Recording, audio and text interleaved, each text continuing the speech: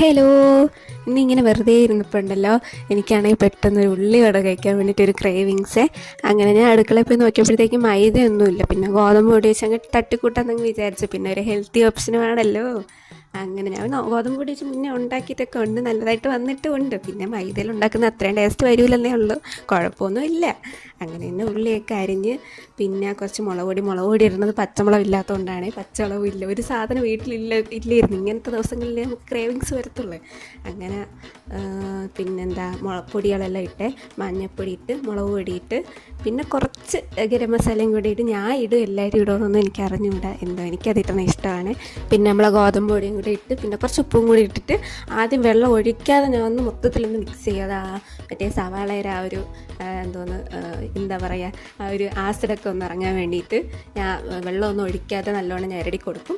എന്നിട്ടാണ് ഞാൻ വെള്ളം ഒഴിക്കണത്. അതിൻ്റെ ഇടയിൽ കൂടെ ഞാനും അമ്മയും കൂടെ എന്തോ ലോകകാര്യം ഇവിടെ നിന്ന് ഡിസ്കസ് ചെയ്യുന്നുണ്ട്. എന്താണെന്നോ ഒന്നും അറിയില്ലേ. അമ്മ അപ്പുറത്തിരുന്ന് ചായ ഇടുമായിരുന്നു. അങ്ങനെ നമ്മൾ രണ്ടുപേരും കൂടെ എന്തൊക്കെയോ കാര്യങ്ങളൊക്കെ പറഞ്ഞ് അങ്ങ് കുക്ക് ചെയ്യാമെന്ന് വിചാരിച്ചു. അങ്ങനെ പിന്നെ എണ്ണയൊക്കെ ചൂടാക്കിയിട്ടേ, ഇതിങ്ങനെ ഈ ഉള്ളിയുടെ ഇങ്ങനെ പരത്തി ചുടുന്നതാണ് എനിക്കിഷ്ടം. അങ്ങനെ ഞാൻ അങ്ങനെയാണ് ഉണ്ടാക്കിയത്, സാധാരണ കടയിൽ കിട്ടുന്നതിനേക്കാളും കുറച്ചുകൂടെ പരത്തിയിട്ട്. അങ്ങനെ പിന്നെ കഴിച്ചു നോക്കി, ടേസ്റ്റ് ഉണ്ട് കേട്ടോ, നല്ല രസമുണ്ട്, ഒരു വെറൈറ്റി ടേസ്റ്റ്. ഇത് ഉണ്ടാക്കി തുടങ്ങിയപ്പോൾ ഇവിടെ ഭയങ്കര മഴയായിരുന്നേ. അങ്ങനെ മഴയൊക്കെ കൊണ്ട് ചായയൊക്കെ കുടിച്ച് പുറത്തൊക്കെ ഇരുന്ന് ആ ഒരു ഷോട്ടൊക്കെ എടുക്കാമെന്നാണ് ഞാൻ വിചാരിച്ച് തുടങ്ങിയത്. പക്ഷേ എന്ത് ചെയ്യാനാ, മഴയും ചതിച്ച് രാത്രിയായിപ്പോയി. അപ്പം അത്രയേ ഉള്ളൂ.